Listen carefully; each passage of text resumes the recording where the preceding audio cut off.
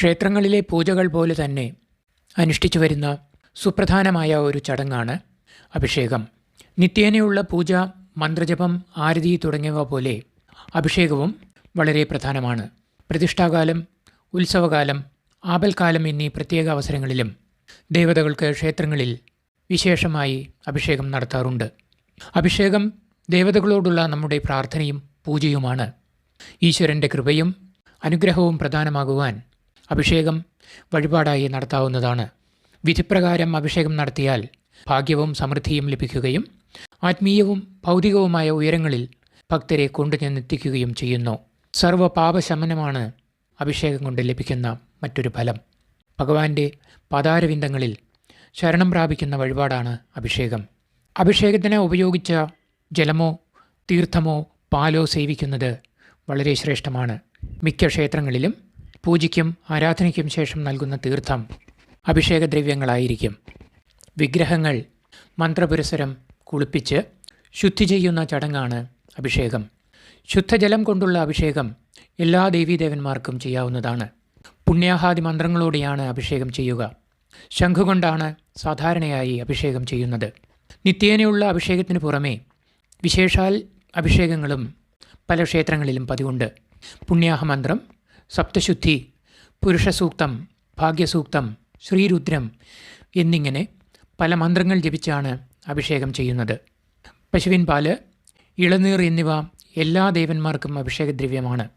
പഞ്ചാമൃതം, ഭസ്മം, പനിനീർ, കളഭം, എണ്ണ, നെയ്യ് എന്നിവ സുബ്രഹ്മണ്യന് ഇഷ്ടപ്പെട്ടവയാണ്. മഞ്ഞൾ, കുങ്കുമം എന്നിവ ഭദ്രകാളിക്ക് വളരെ പ്രധാനപ്പെട്ട അഭിഷേകദ്രവ്യങ്ങളാണ്. എല്ലാ ദേവന്മാർക്കും കളഭാഭിഷേകം നടത്താം. അഭിഷേകം പരമശിവന് വളരെ പ്രധാനമാണ്.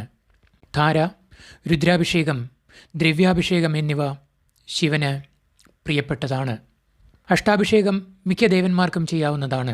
ശുദ്ധജലം, ഇളനീർ, എണ്ണ, പനിനീർ, പാല്, നെയ്യ്, കളഭം, പഞ്ചാമൃതം, ഭസ്മം എന്നിവയാണ് അഷ്ടാഭിഷേക ദ്രവ്യങ്ങൾ.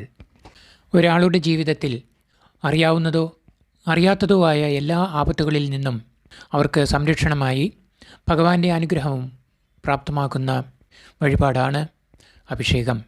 അഭിഷേക സാമഗ്രികൾ ദേവതാഭേദം, സന്ദർഭഭേദം എന്നിവയനുസരിച്ച് വിധിച്ചിരിക്കുന്നു. ജന്മനാളിലോ പ്രദോഷം, ഏകാദശി, ചതുർദശി, ആയില്യം എന്നീ ദിവസങ്ങളിലോ അഭിഷേകം നടത്തുന്നതാണ് ഉത്തമം. 7 പ്രാവശ്യമെങ്കിലും വഴിപാട് ചെയ്യുന്നതാണ് സമ്പ്രദായം. വിവിധ അഭിഷേകങ്ങളും അവയുടെ ഫലപ്രാപ്തിയും രോഗദുരിതങ്ങൾ, സങ്കടദുരിതങ്ങൾ, പാപമുക്തി തുടങ്ങിയ ദോഷപരിഹാരങ്ങൾക്ക് മാത്രമല്ല, അഭീഷ്ടകാര്യസിദ്ധി, ഐശ്വര്യം, സമൃദ്ധി എന്നിങ്ങനെയുള്ള കാര്യങ്ങൾ പ്രധാനമാകുവാനും വിധിപ്രകാരമുള്ള അഭിഷേകത്തിലൂടെ സാധിക്കുന്നതാണ്. പാലഭിഷേകം കോപ താപാദികൾ മാറി ശാന്തിയും സ്വസ്ഥതയും ദീർഘായുസുമാണ് പാലഭിഷേകത്തിൻ്റെ ഫലം. നെയ്യഭിഷേകം സുരക്ഷയും മുക്തിയും സൽസന്താനങ്ങളുമാണ് നെയ്യഭിഷേകത്തിൻ്റെ ഫലപ്രാപ്തി. പനിനീരഭിഷേകം കീർത്തിയും അംഗീകാരവും വിദ്യാകടാക്ഷവുമാണ് പനിനീരഭിഷേകത്തിൻ്റെ ഫലം. എണ്ണാഭിഷേകം അഥവാ തൈലാഭിഷേകം പാപമോചനം, ദുരിതങ്ങൾക്ക് പരിഹാരം, ആത്മീയമായ ഉന്നതി എന്നിവയാണ് എണ്ണ അഭിഷേകം കൊണ്ടുള്ള ഫലം. ചന്ദനാഭിഷേകം മോക്ഷപ്രാപ്തിയും സമ്പൽ സമൃദ്ധിയുമാണ് ചന്ദനാഭിഷേകത്തിൻ്റെ ഫലം. പഞ്ചാമൃതാഭിഷേകം ദീർഘായുസ്സും ആരോഗ്യവുമാണ് പഞ്ചാമൃതാഭിഷേകത്തിൻ്റെ ഫലം. ഇളനീർ അഭിഷേകം സൽസന്താനങ്ങൾ, പലവിധ അംഗീകാരങ്ങൾ, സ്ഥാനലബ്ധി എന്നിവയാണ് ഇളനീർ അഭിഷേകത്തിൻ്റെ ഫലം. ഭസ്മാഭിഷേകം അഥവാ വിഭൂതി എല്ലാ നന്മകളും ജ്ഞാനവുമാണ് ഭസ്മാഭിഷേകത്തിൻ്റെ ഫലം. പഞ്ചഗവ്യാഭിഷേകം പാപമുക്തിയും ആത്മശുദ്ധിയുമാണ് പഞ്ചഗവ്യാഭിഷേകത്തിൻ്റെ ഫലം. തീർത്ഥാഭിഷേകം ദുർചിന്തകളൊഴിഞ്ഞ് ശുദ്ധമായ മനസ്സ്, ചർമ്മരോഗമുക്തി എന്നിവയാണ് തീർത്ഥാഭിഷേകത്തിൻ്റെ ഫലം. തേനഭിഷേകം വാക്ചാതുര്യം, ആത്മവിശ്വാസവും വർദ്ധിക്കുക നിമിത്തം കാര്യവിജയവും ആഗ്രഹ സഫലീകരണവും തേനഭിഷേകത്തിൻ്റെ ഫലപ്രാപ്തിയാണ്. വാകചാർത്ത അഭിഷേകം ആത്മീയമായ പരിശുദ്ധിയാണ് വാകചാർത്ത അഭിഷേകത്തിൻ്റെ ഫലം. നെല്ലിക്കാപ്പൊടി അഭിഷേകം എല്ലാ ദുരിതങ്ങളും രോഗങ്ങളും അകന്ന് ഐശ്വര്യമാണ് നെല്ലിക്കാപ്പൊടി അഭിഷേകത്തിൻ്റെ ഫലം. മഞ്ഞൾപ്പൊടി അഭിഷേകം. ദാരിദ്ര്യം അകലുക, മംഗല്യഭാഗ്യം, തിന്മകൾ ഒഴിയുക എന്നിവയാണ് മഞ്ഞൾപ്പൊടി അഭിഷേകത്തിൻ്റെ ഫലം. ഇവ പ്രത്യേകിച്ചും ദേവിക്കും ഭദ്രകാളിക്കുമെല്ലാം ചെയ്യുന്ന അഭിഷേകമാണ്. ഇനി മഞ്ഞൾപ്പൊടി അഭിഷേകം നാഗരാജാവിനും പ്രത്യേകമായി നടത്താവുന്ന വഴിപാടാണ്. നാഗരാജാവിന് അഭിഷേകം നടത്തുക വഴി എല്ലാവിധ സർപ്പദോഷങ്ങൾക്കും പരിഹാരമാവുന്നതാണ്. പഴച്ചാർ അഭിഷേകം എല്ലാവരാലും സ്നേഹിക്കപ്പെടുകയും ആദരിക്കപ്പെടുകയും ചെയ്യുന്ന ഒരു വഴിപാടാണ് പഴച്ചാറ് കൊണ്ടുള്ള അഭിഷേകം. കാർഷികാഭിവൃദ്ധിയും ഈ അഭിഷേകത്തിൻ്റെ ഫലപ്രാപ്തിയാണ്. തൈര് അഭിഷേകം പ്രയാസങ്ങൾ മാറ്റി മനസ്സ് ശാന്തമാക്കുക എന്നതാണ് തൈരാഭിഷേകത്തിൻ്റെ ഫലം. വലംപിരി ശംഖാഭിഷേകം ഐശ്വര്യ സമൃദ്ധിയാണ് വലംപിരി ശംഖാഭിഷേകത്തിൻ്റെ ഫലം. സ്വർണാഭിഷേകം സമ്പൽ സമൃദ്ധിയാണ് സ്വർണാഭിഷേകത്തിൻ്റെ ഫലം. സഹസ്രധാരാഭിഷേകം ദീർഘായുസാണ് സഹസ്രധാരാഭിഷേകത്തിൻ്റെ ഫലപ്രാപ്തി. പരമശിവന് ഏറെ പ്രധാനപ്പെട്ട വഴിപാടാണ് അഭിഷേകം. എത്രയേറെ അഭിഷേകം നൽകുന്നുവോ അത്രയേറെ സംപ്രീതനാകുന്നവനാണ് ശ്രീ മഹാദേവൻ. ഗ്രഹപ്പിഴകൾ മൂലമുണ്ടാകുന്ന രോഗദുരിതങ്ങൾക്കും മാനസിക ക്ലേശങ്ങൾക്കും ഉത്തമ പരിഹാരമാണ് പരമശിവന് അഭിഷേകം നൽകുക എന്നത്. രുദ്രാഭിഷേകം എന്നത് പരമശിവന് ചെയ്യുന്ന ആത്യന്തികമായ പൂജയാണ്. ഭഗവാന് ഏറ്റവും പ്രധാനപ്പെട്ട പുണ്യസ്നാനമാണിത്.